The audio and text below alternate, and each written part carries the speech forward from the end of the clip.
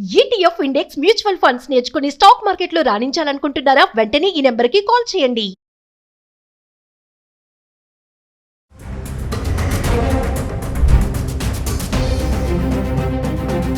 And as usual, the in-flight entertainment is not working. Leave in-flight entertainment. Calicut to landing stations. If I talk about this flight, it is also not working. I am really shocked to see the irresponsible behavior of this flight. I am actually shocked. मेरा बेटा जो 3 साल का है बेचारा पसीने में भीग चुका है. We are pushing the crew button but none of the crew is coming. Again and again everyone is pushing. Just look at the situation. నమస్తే, welcome back to Suman TV. ప్రస్తుతం మనతో పాటు ఉన్నారు consumers affairs committee chairman Mandari Krishnareddy గారు. నమస్తే sir. నమస్తే అమ్మా. Sir, ఈ అహ్మదాబాద్ ప్లేన్ క్రాష్ తర్వాత వరుస ప్రమాదాలను మనం చూస్తూనే ఉన్నాం.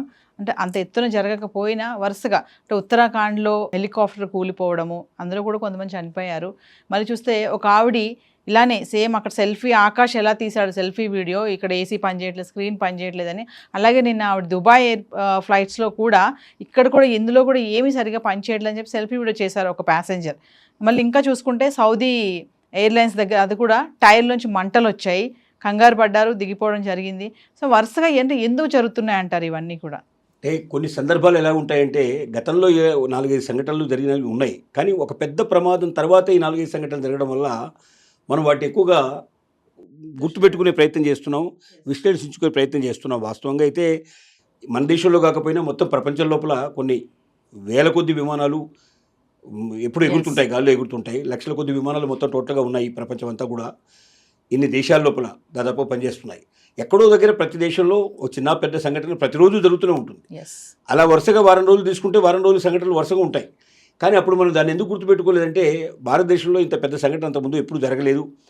అవి కూడా పెద్ద పెద్ద సంఘటనలు కావు, చిన్న చిన్న సంఘటనలు కాబట్టి మనం ఎప్పుడు వాటిని గుర్తుపెట్టుకోవాలి.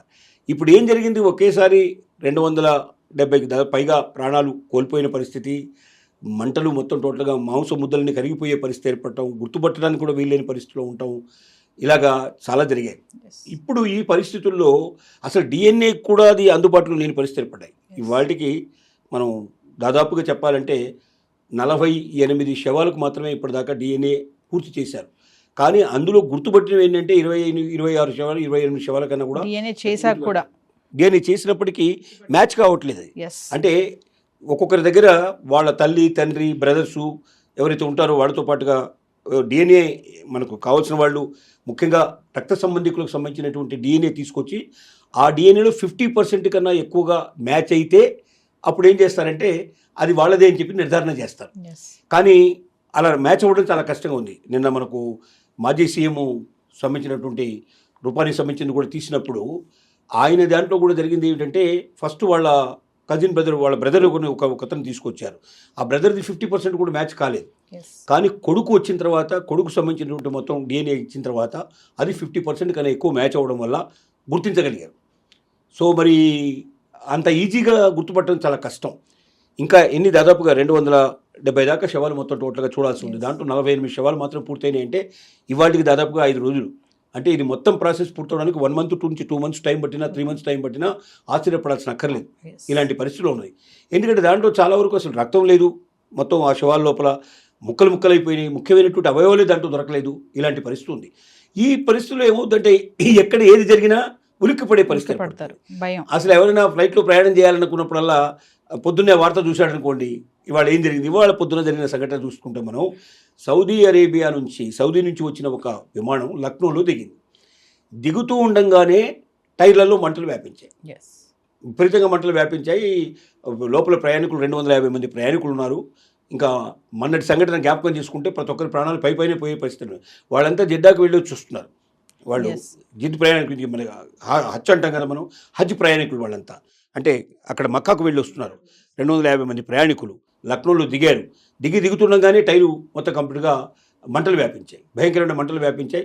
అయితే వాళ్ళు అక్కడ ఉన్న ఎయిర్ సిబ్బంది ఏదైతే ఉన్నారో చాలా అప్రమత్తం అయిపోయి వెంటనే ఆ మంటలన్నీ ఆర్పేసేసి కంప్లీట్గా స్వస్థంగా ఏ ఒక్కరికి ఏమీ జరగకుండా జాగ్రత్తగా కిందికి దింపారు. అందరు కిందికి దిగి వచ్చారు. దీనికి తోడుగా మొన్నటి తీసుకుంటే రోడ్స్గా నెక్స్ట్ డేనే మనకు ఈ సంఘటన జరిగిన 12th నాడు జరిగిన మన ఏదైతే విమానం మనకు కూలిపోయిందో అహ్మదాబాద్లో విమానం కూలిపోయిన నెక్స్ట్ డేనే ఒక హెలికాప్టర్ కూలిపోవడం, దాంట్లో ఒక 5 ప్రయాణికులు చనిపోవడం, పైలట్తో సహా 5 చనిపోవడం. తర్వాత ఇంకొక విమానంలో మీరు అన్నట్టుగా ఆ లేడీ అక్కడ లోపల ఏమాత్రం ఏసీ పనిచేయడం లేదు అంటే మనకు అందులో ఆకాశ్ పెట్టినట్టుగానే అక్కడ తిను కూడా ఒక వీడియోస్ రిలీజ్ చేసింది. దాని ప్రకారంగా ఇక్కడ కూడా ఏమైనా జరగబోతుందేమో అనే భయం వ్యక్తం చేయడం పరిస్థితి. ఎందుకంటే ఏసీ పనిచేయకపోవడం చాలా సందర్భాల్లో జరుగుతుంది. వాస్తవంగా ప్రయాణిస్తున్న సంబంధంలో కూడా ఒక్కొక్కసారి 15 మినిట్స్ 30 మినిట్స్ అట్లా ఏసీ ఉండకుండా ఉంటుంది పరిస్థితి. ఎందుకంటే దాంట్లో కొన్ని రకాలైనటువంటి వాహనాల్లో ఉండేటువంటి టెక్నికల్ ప్రాబ్లమ్స్ వస్తుంటాయి, చిన్న చిన్న ప్రాబ్లమ్స్ అది మన దాకా రానివ్వరు, వాళ్ళే దాన్ని సరి చేస్తారు. ఆ సరి చేసేటప్పటికి ఒక 10-15 మినిట్స్ 20 మినిట్స్ ఒక్కోసారి ఉండదు, అలాంటి పరిస్థితి ఏర్పడుతుంది. ఇవన్నీ రెగ్యులర్గా ప్రయాణించే వాళ్ళకి సాధారణంగా జరిగేటువంటి అనుభవాలు ఇవి. కానీ ఒక భయంకరమైన సంఘటన జరిగి ఇంతమంది ప్రయాణికులు మాడి మసైపోయారని తెలిసినప్పుడు సైకలాజికల్గా ప్రతి ఒక్కరికి ఏంటంటే ఏమో ఈ విమానంలో కూడా ఏమైనా జరిగిపోతుందేమో అన్న ఒక భయం వ్యక్తమవుతుంది. అలాంటి భయం జరిగింది. దానికి తోడుగా ఇంకొక విమానం 7 గంటల పాటు సుమారుగా టెక్నికల్ ప్రాబ్లం తోటి నడవలేని పరిస్థితుల్లో ఆగిపోయింది. అది 7 అవర్స్ లేటుగా ప్రయాణం చేసింది. ఇలా ఒకదాని వెంట ఒకటి 4-5 సంఘటనలు జరిగేసరికల్లా ప్రయాణికులకు భయం, ముఖ్యంగా ఎయిర్పోర్ట్లలో ఉన్నారే కానీ గుండె పట్టుకొని బిక్కుమంటూ ప్రయాణం చేయక తప్పదు. ప్రయాణం చేస్తే ఉన్న జరుగుతుందేమో అనే భయం ఉంటుంది. పోనీ ప్రయాణం ఆపుకొని మళ్ళీ ఏదైనా ట్రైన్లలో బస్సుల్లో వెళ్తే అది సేఫ్టీ అని చెప్పడానికి లేదు. ఆ ప్రయాణాల్లో కూడా జరుగుతూ ఉంటాయి. ప్రపంచవ్యాప్తంగా కాదు, భారతదేశంలోనే ప్రతిరోజు అనేక సంఘటనలు జరుగుతుంటాయి. అంటే కార్లకు సంబంధించిన యాక్సిడెంట్ జరగవచ్చు, బస్సులో యాక్సిడెంట్ ఉంటాయి, అలాగే మనకు ట్రైన్ యాక్సిడెంట్స్ జరుగుతాయి, కామన్గా జరిగేటువంటి జరుగుతూ ఉంటాయి. కానీ ఇదంతా తీసుకున్నా కూడా టోటల్ ప్రయాణికుల సంఖ్యలో దాన్ని మనం లెక్కేసుకుంటే 0.1% కూడా, అంటే 1% కూడా కాకుండానే మనకు సేఫ్టీగా ఉన్నామని లెక్క. 1% ప్రయాణికులు చనిపోతే 99% ప్రయాణికులు సురక్షితంగా చేరుతున్నారు. మరి ఇంతకన్నా మనం చేయగలిగేది ఏమీ లేదు. ఎందుకంటే మనకు యాక్సిడెంట్ జరుగుతాయని మనం వెహికల్స్ కొనుక్కోకుండా ఉన్నాం, అట్లాగే యాక్సిడెంట్ జరుగుతాయని ప్రయాణం చేయకుండా ఉండలేము మనం. ఇవి జీవితంలో ఒక భాగం. మనం ఎవరైతే వీటన్నిటికీ తట్టుకొని ముందు ప్రమాదాలు జరుగుతాయని, కష్టాలు వస్తాయని జీవితం లేకుండా ఉంటామా? ఇంట్లోనే కూర్చొని పడుకోలేం కదా మనం. ఎట్లా జరగదు కదా. కాబట్టి ప్రతిదానికి మనం సిద్ధపడాల్సిందే. వీలైనంత వరకు అవకాశం మేరకి అలాంటి టెక్నికల్ ప్రాబ్లమ్స్ రాకుండా ప్రతి ఒక్కరు జాగ్రత్త తీసుకోవాలి. సిబ్బంది కూడా దానికి తగినట్టుగా ఎప్పుడు కూడా అలర్ట్గా ఉండాలి. ప్రతిదీ 1-10 సార్లు చెక్ చేసుకొని ముందుకు రావాలి. కాబట్టి టెక్నికల్ సిబ్బంది వాళ్ళ యొక్క చొరవ చాలా ఎక్కువ అవసరం, వాళ్ళ డెడికేషన్ చాలా అవసరం. అందుకే అంటారు, ఇప్పుడు విమానాలు నడిపే వాళ్ళు కానీ లేదా విమానం లోపల టెక్నికల్ ప్రాబ్లమ్స్ కానీ ఉండేవాళ్ళు కానీ ఇంటి దగ్గర జరిగే ఏ సంఘటనలు వాళ్ళ మనసులో పెట్టుకోకూడదు. ఇంట్లో భార్యతో గొడవ పడ్డానుకోండి, ఆ రోజంతా మనసు చికాకుగా ఉంటుంది. ఆ చికాకు దేని మీద చూపించే అవకాశం ఉంటుంది. అలా విమానంలో ప్రయాణం చేస్తూ 2 పైలట్లు ఇంటి దగ్గర భార్యతోటి తర్వాత ప్రియురాలతోటి జరిగిన గొడవల వల్ల వాళ్ళు విమానం నడపలేని పరిస్థితుల్లో వాళ్ళు యాక్సిడెంట్ చేశారు. అలా పడిపోయినటువంటి విమానాలు కూడా ఉన్నాయి. కాబట్టి ఎప్పుడైనా సరే ఒక విమానమనే కాదు, ఈవెన్ బస్సు నడిపేవాడు కానీ ట్రైన్ నడిపేవాళ్ళు కానీ అలర్ట్గా ఉండకపోయినట్టయితే ఆటోమేటిక్గా యాక్సిడెంట్స్ జరుగుతాయి. కాబట్టి మన ఇంటి దగ్గర జరిగే సంఘటనలు దీని మీద ప్రభావం చేయకుండా ప్యాసింజర్లు ఇంతమంది ఉన్నారు, వాళ్ళందరి జీవితం ముఖ్యం, వాళ్ళ ప్రాణాలతో మనం చెలగాట వాడకూడదు, మన కోసం వాళ్ళని బలి తీసుకోకూడదు అనేటువంటి ఒక్క భావన ప్రతి డ్రైవరు ప్రతి పైలట్ యొక్క ఆలోచనలో ఉన్నట్టయితే యాక్సిడెంట్ చాలా తగ్గించే అవకాశాలు ఉంటాయి. Thank you sir.